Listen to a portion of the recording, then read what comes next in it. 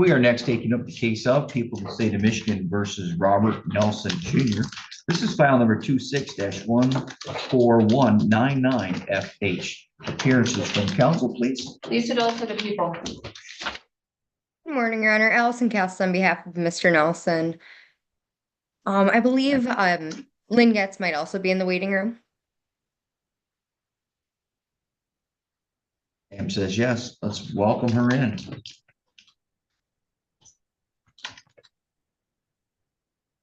Oh. Here we go. And Miss Lynn Getz also joins us from the same defense attorney's office, and Mr. Nelson is here in the courtroom. We are here today for, looks like a probation violation sentencing and a pretrial agreement. Let's go ahead and talk about the pretrial agreement on this new file. Yes, ma'am. Your Honor, there was a global resolution agreed upon by the parties and proposed to the court. Mr. Nelson would be pleading to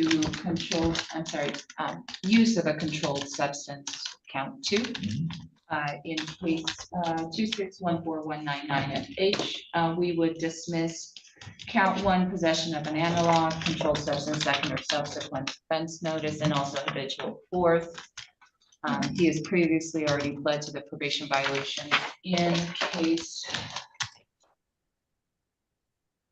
24-13814F8, which I also call at the same time. Thank you.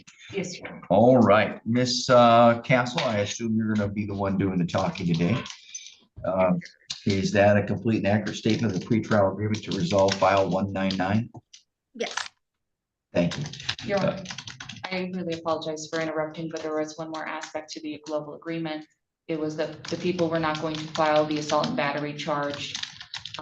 That was pending review. That was one of the probation violation charges. I apologize for not getting that.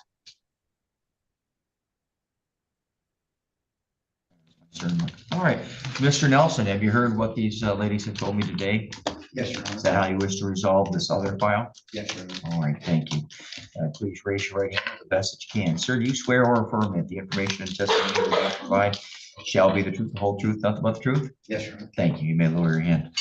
All right, sir. So in this newer file, I understand, and obviously we've already dealt with the fact that you were on probation when it occurred, and we've already dealt with that prior probation violation.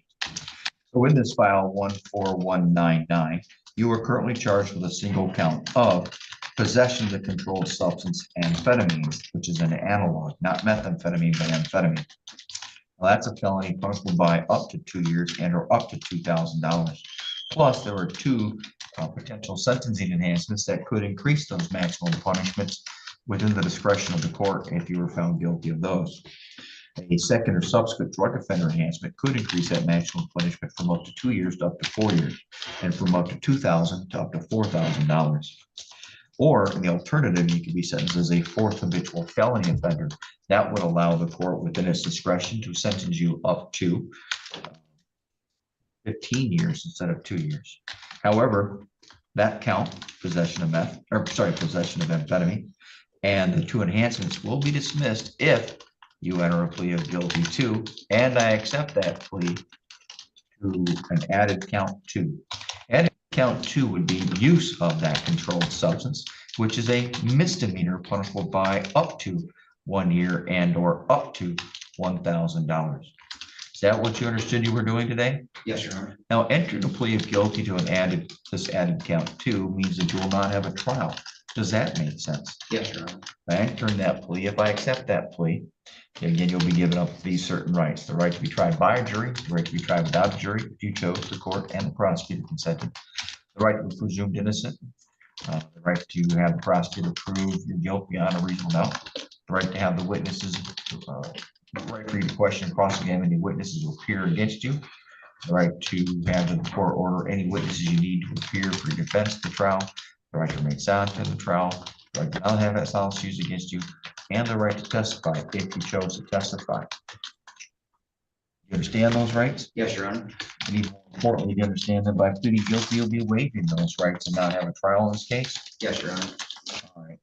It's leading me to believe that I missed one of the rights. Just to my head. Actually, The right to be presumed innocent until proven guilty, the right to have the prosecutor prove you're guilty on a reasonable doubt. Right to have the witnesses against you appear throughout, the right to question and cross-examine those witnesses. Again, you understand all that? Yes, Your Honor. And again, you understand that if you enter a plea of guilty, you'll be forever waiving those rights as they apply to this particular case. Yes, Your Honor. Also, you'll be, any appeal as to the conviction and sentence pursuant to the pretrial agreement would be by filing what's called an application for leave to appeal and not an automatic or claim of appeal by right, which is only allowed when you're convicted at a trial. Furthermore, you may be given up the right to appeal issues that would otherwise only be appealable if you were convicted at a trial. You also will be given up the right to claim that the plea was a result of any promise, threat, or inducement not told to me today on the record. Have there been any other promises, threats, or inducements that we haven't talked about? No, Your Honor. Are you entering the plea of your own free choice? Yes, Your Honor. Now, throughout this process, have you been able to speak with Ms. Castles or Ms. Getz? Yes. Have they answered all your questions? Yes, sir. Are you satisfied with their advice? Yes, sir. And do you believe that this plea is in your best interest today? Yes. Has anyone made any promises to you as to exactly what the sentence would be in this case? No, Your Honor. All right, thank you. You still wish to enter the plea as we just discussed? Yes. As to add count 2, use of the controlled substance, amphetamines, and analog. How do you plead? Guilty. Before the court can accept that plea, I need to have you tell me what you did that makes you guilty of offense. Looking back on a certain date, that would be July 1st of last year in the city of Cadillac here in Wexford County. What happened here? I possessed a backpack that carried some utensils that had this substance. Okay, and you knew it was there? Yes, Your Honor. And did you have in your mind any lawful right to possess that substance? No, Your Honor. Did you, again, you knew, you already said you knew it was there, and did you use it on or about that date or time? Yes, Your Honor. All right, thank you. Ms. Dahl, do you believe the defendant provided a factual basis? Yes, Your Honor. Are you aware of any other promises, threats, or inducements? I know. You believe the court so far is in compliance with the court rule 6.302? Yes, sir. Ms. Cap, hold on. Ms. Getz, Ms. Castle's doing all the heavy lifting today. Do you agree with all those answers from Ms. Dahl? Yes, Your Honor. Great, thank you. If you're gonna have two attorneys, they may well both be involved. So, all right, the court agrees and finds that the defendant's plea today is made freely, knowingly, and voluntarily.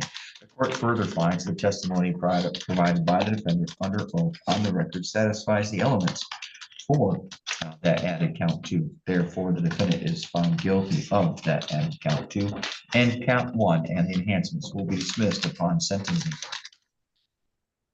My intent here is to likely just sentence with time served as the offense that I just took the plea for, and then move to the sentencing on the probation violation. The only reason I would send it back and do another sentencing date would be if I was going to give them probation. But if I have it run currently, then it's going to be served. So, Ms. Dahl, any objection to that? No, Your Honor. Ms. Castle, we'll go back to you. Any objection to this process? No, Your Honor. All right, so now we're going to look here at file 13814, and we're looking at this probation violation report, which is also known to us as a CFJ 491. Ms. Dahl, have you taken a look at that report? And if so, do you have any corrections or objections that you think you need to put on the record? I have reviewed it, Your Honor. I don't have any corrections or objections. All right, Ms. Dahl, Ms. Castles, have you had a look at it? And if so, do you have any corrections or objections to make?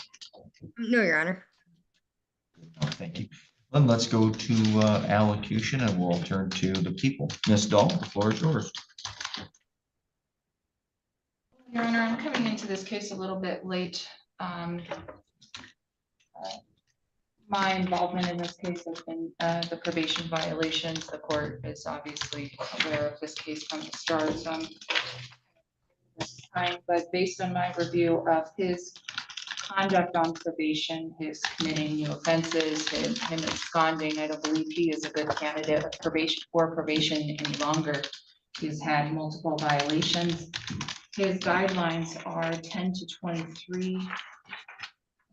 I do believe the court has justification based on his performance on probation to go outside of the guidelines and give him more than that if the court chose to do so. But the people are asking that he be sentenced to 23 months in prison because we the court has given him chances of probation and given him an opportunity to get help, get treatment, get better, and he has continued to violate the court's orders. So I believe a prison term is appropriate in this case. Thank you. Ms. Castle.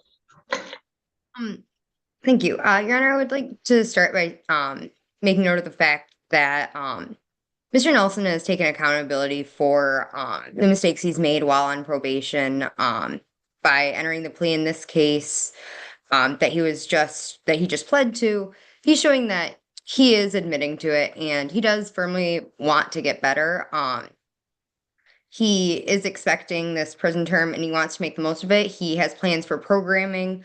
I would like to note that he does have credit for 224 days. And based on this, we believe that it should be something within the guidelines, likely at the 18-month mark. All right, thank you. I should also recognize Mr. Charles Kennard from the Michigan Department of Corrections. That office is the one that prepared the pre-sentence investigation report. Just a quick look.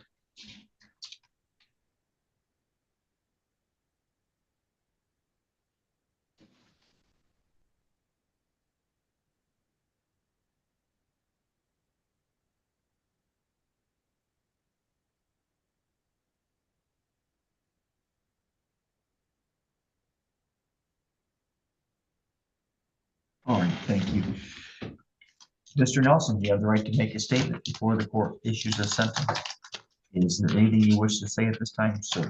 Your Honor, I think I have a little bit more than 300 days served. At 324. Yes, sir. I would be getting credit for them. Okay. And then, If you want. of course, sir. Anything else? No, Your Honor. All right, thank you. Mr. Nelson. This case originally involved a possession of methamphetamine case, and the court gave you 36 months of probation, 300 days in jail, and then it gave you the opportunities at rehabilitation, and there was an absconder response. This is just that challenge. I spoke yesterday at a drug summit, a rehabilitation summit out at Baker College, and we talked a lot about treatment programs and how many cases involve controlled substances and the opportunities and how difficult it is for people who are struggling with substance use disorder. And so I'm not here to say today that you're a bad person for this offense or even some of the probation violations. It's just a symptom of the disease and how it spreads. At the same time, there's always a discussion about what do judges do. Do they give jail? Do they give probation? Do they give rehab? Do they give prison? And the answer is sometimes it's got to be a prison term because all the other efforts may have failed or they may not have worked. I don't like that word fail. So there are opportunities that were unsuccessful. I'd rather use that word. Failing sounds really negative. And I don't like calling it a problem. Old substances, drug addiction, things like that locally, they are opportunities for people to try to help. People mean the courts, programming, even prosecutors and defense attorneys will often work together to help get a person into a rehab program. It's opportunities for us all to help those who are struggling with that issue. And I know that when somebody is under the influence of a controlled substance or even alcohol, they're not always in control of what they're doing, or at least it impacts them and changes them. So I don't want you to think that I look at this and say, oh my gosh, Mr. Nelson's the evil person here, but you're struggling. I don't know what else to do. We've had a lot of opportunities here, but I hope that you continue to find opportunities. Sometimes prisons, they've got rehab programs, they've got trades, things like that. I know it's not great, but I really want you to know I care. I really hope that someday you come back here to the office and say, hey, Judge, I had one. I need help. Where do I go? I'll tell you where to go. I'll help you get there. And I also hope that you come back and say, hey, Judge, thank you. You don't have to say thank you because no one likes us to be sent to lock up, but I want to see that you come back. You got a lot of life here to live. Pretty sure you're younger than I am. So, all right, anyways, I really hope that you get this figured out. All right, in file ending in 199, the court sentences the defendant as follows: a $50 state minimum fee, a $75 crime victims' right fund fee, a $150 court cost, a $150 attorney fee. There's no supervision, therefore there's no supervision fee. I'm not going to assess a fine. And the court sentences the defendant to 38 days with 38 days of credit. The arrest didn't take place or wasn't counted until January. I forgot it. I think it might have been the 16th or whatever. So I'm just giving you credit. That sentence therefore will run concurrent, but in effect, it's already been served. The old case. Now, in the older file, the one for which we're here talking about this probation violation, which is file 13814, the court revoked probation unsuccessfully. The court preserves any unpaid fines and costs, and the court sentences the defendant to a prison term that will be 20 to 120 months. And the court, of course, gives the defendant jail for credit, which is 324 days. Now, that only accounts for the days that you've actually sat in jail. It doesn't account for any good time credit, which you get to keep, and that will be added to that amount. All right, so it's not just 324, it'll be higher than that. If you served 300 days before, for example, it should be a number of days. Anything that I've missed, Ms. Dahl? Not that I can think of. No. How about you, Ms. Castle? No, Your Honor. Ms. Getz, how about you? Do you think I get it all? You got it all again, Judge. Thank you.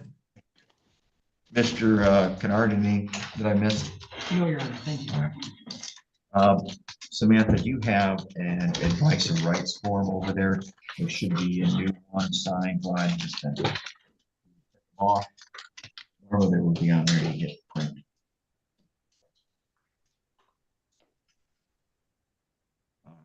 So,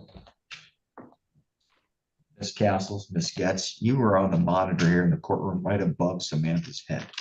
Samantha's new at this job. So if you could all just like look down, kind of like in the Brady Bunch there, see, now they're looking down at you, Sam. You feel the pressure? Yeah. All right, ladies, thank you. You don't need to look down. All right, so if we don't get it to you right now, Mr. Nelson, somebody will take care of it, probably somebody from the Department of Corrections. You have the right to appeal your conviction and sentence in this case. That is done by filing a claim of right, an application for leave to appeal because of the original plea and guilty. If you choose to file an application for leave to appeal and you want the court to consider appointing an attorney to assist you, you will complete a copy of this document that we are hoping to get to you here today and return to the court within 42 days. If you choose not to appeal, you may simply dispose of your copy of the document. Do you have any questions about your rights to appeal? No, Your Honor. Do you have any questions about what we have done today? No, Your Honor. All right, Mr. Nelson, let's look at this as an opportunity. All right, thank you. We're good. Have a great morning. Thank you, ladies. Nice to see you all. We're good.